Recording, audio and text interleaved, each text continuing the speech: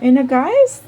Tingnan na natin yung niluto. Hindi pa kasi siya umabot ng 5 minutes. Kaya gusto ko na siyang matingnan ko ano na nangyari dito. Ayan. Naku.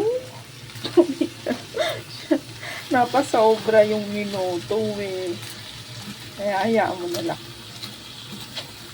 Ito na siya. Ayan.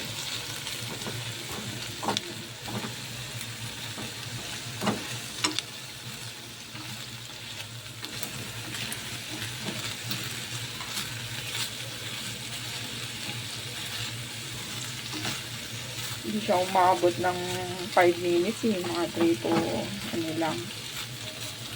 3 to 5 minutes lang kailangan luluto dito.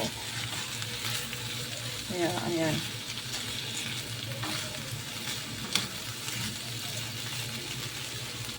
Hangoyin ko na guys. Kasi gusto ko nang makita kalalabasan niya. Okay.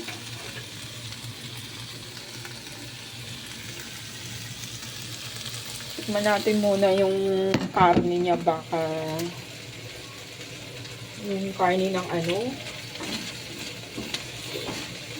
itong octopus.